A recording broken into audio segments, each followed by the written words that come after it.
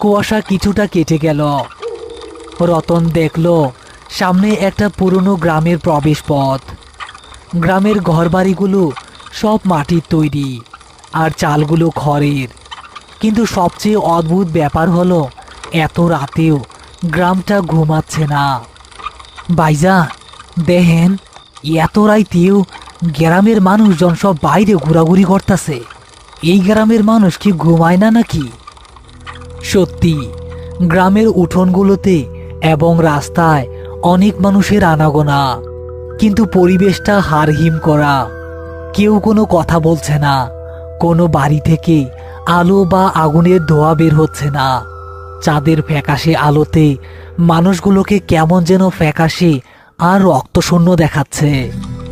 একজন মহিলা কুয়া থেকে পানি তুলছে, কিন্তু বালতিটা যখন ওপরে এলো, রতন স্পষ্ট দেখল বালতির তালাটা ভাঙা। সেখান থেকে কোনো পানি পড়ছে না। তবুও মহিলাটা শূন্য বালতিটাই ঢেলে দেওয়ার ভান করছে।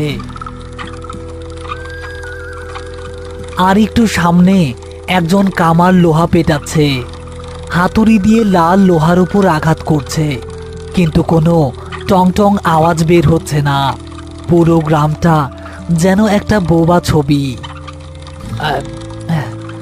ভাইজান, আমার শরীরটা কেমন জানি অবশ হইয়া যাইতেছে।